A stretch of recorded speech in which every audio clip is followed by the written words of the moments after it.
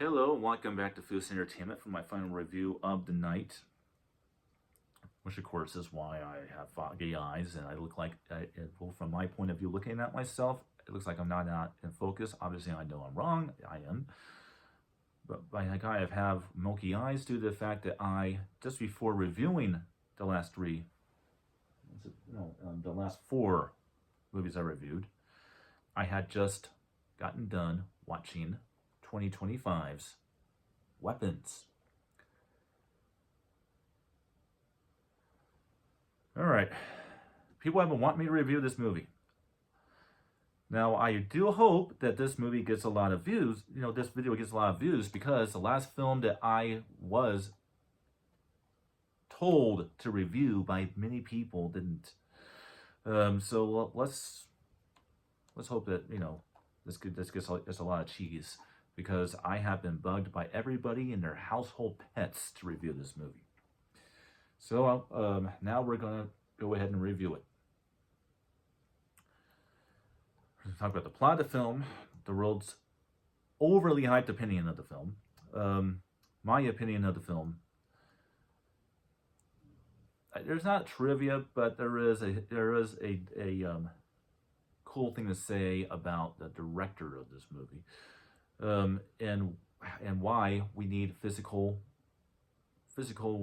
media releases of every movie.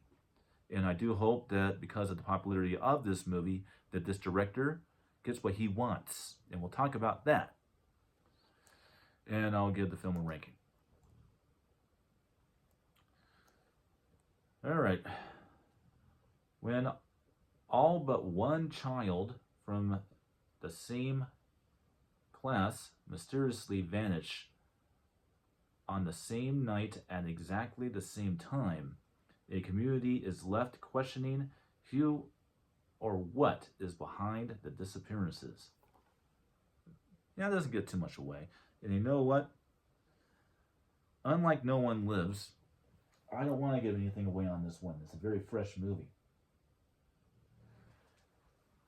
I believe it just came out on physical media last week. So we'll call this the physical media embargo. Don't break it. All right, the world's opinion. The world has an overhyped opinion of this movie. I mean, it has almost a 100% rating on Rotten Tomatoes. Everybody who has reviewed this movie has said this is the best horror film of the year. I haven't watched every horror film of the year. If I were to do that, we would be extending into November. Now, if I didn't have to deal with personal issues for the past couple of weeks, then obviously, I probably would have done that and would have told you what the best horror film of 2025 is. We're not doing that. But maybe when we get to January 1st, I'll talk about the best action movie, best horror film, best science fiction film. Not really a comedy person or a drama romance film, but person, so I won't be talking about those. But maybe I'll do that at the beginning of 2026. Maybe I'll talk about that. Because I don't think this is the best horror film of the year. I just don't. And I can't say it is because I haven't seen every horror film of 2025.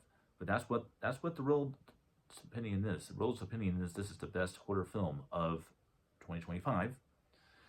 It has a 100%. It has a 93%, 93% rating on Rotten Tomatoes, and a very high rating on IMDb as well.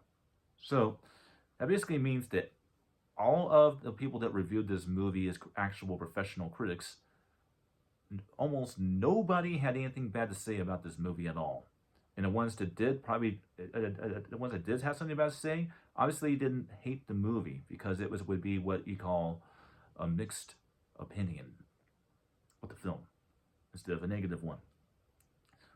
Which means that yes, critically it is very good. Now, let's go into my opinion. I would say this is a pretty pretty darn awesome horror film, and it's very original. It's a very different type of horror film. Now, what I like about it, and I'm trying to do this without spoiling the movie for anybody who hasn't seen it, because this is a fresh movie. I do want people to kind of go in there, all the films I reviewed before this are all older movies that everybody's probably seen in their household pets. This one isn't. This is a brand new movie. I'm pretty sure there's people on here that haven't seen it, so that's why I try not to spoil it. But I will say this, because this doesn't spoil much of anything. It just, lets you know there's something more than what you think this movie is from watching trailers and stuff. This movie is basically a mystery thriller wrapped in something else. And that's something else you wouldn't expect. That's all I can say. Now, I knew what this movie was about completely before I went into it, which brings to something that I think is cool. Now, is that why I'm not like everybody else, all hot and heavy for this movie? No, it's not.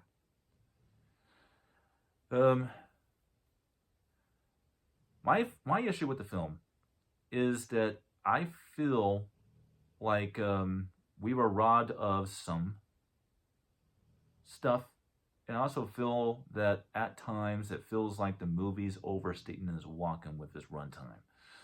Things are dragged down a little. Now, with that said, is it in a bad way? No, it's not. I actually loved every single minute of this movie. I did have to get up and take a whiz, about 3-4 times. But if I'm not interested in the movie, I'll let the movie continue to play, because I feel like I'm not going to miss anything. I paused it every fucking time. I paused it every single time that I went to use the restroom. So that tells you I actually liked it. So yes, I did like this movie. I just don't think that it is as good as everybody claims that it is. And no, I'm not saying that based off of some opinions of people that have talked about this movie with me. No. I truly think this movie is not all that everybody says that it is. Now, there's still a few horror films I gotta watch, and like I said, I only have enough time over the night, tomorrow, going into Halloween, that I can just review the films that I have watched. Weapons was the last one that I needed to watch. All the ones that actually, there's one more. I had to watch Terrifier 3, but that's it. That after I watch Terrifier 3, I will have enough time to review those 3 and review basically a 4K return to a previous reviewed franchise with fresh reviews on it. Now, I won't be talking too much about the plot of those, obviously. We talk about how my opinion's changed. But that's pretty much all I'm going to have time to do. Now, what do I do like about this film is that it kept me engaged. And kind of how I kind of put it as well is that this is the only horror film I've ever seen that that tells you the story from different perspectives, different vantage points, and ultimately, in the end, it all makes sense. So you do have to pay attention to this movie to kind of get to where that climax makes sense to you, because you have a different view angle of the story of the movie from all the main characters in the film, except for one, and that's the villain. And that's really where we got robbed. I would have loved to have seen a vantage point from the deep perspective of our villain in the movie. I think that could have been interesting to see. Granted, there's not much to see, because it is shown how this villain does what this villain does in the movie through one of the characters' vantage point perspectives. But I still would like to have seen more of the villain. Maybe go ahead and go into how the villain got their abilities and all this stuff. But see, I almost let it out. I almost did. I didn't. But yeah, that's what I would love to have seen, and maybe more quicker pacing a little bit. But at the same rate, though, this is still quite a brilliant film, and it's going to have very interesting ranking, I might add. So let's go on to the ranking, which will conclude tonight's reviews. All right. I don't agree with society on saying this is a absolute perfect movie, but I will definitely tell you it almost is. So this is going to get 3.5 stars. It's not a great movie. It's an almost perfect movie. It's just not perfect. But it's better than a great film. So it only is a 0.5 star short of a perfect film. And this is a horror film, not a slasher, so keep that in mind. And a very interesting horror film. And again, it might be the only one of its kind. I haven't really seen a horror film like this before, so it's definitely a good watch. So Foos says, check out Weapons.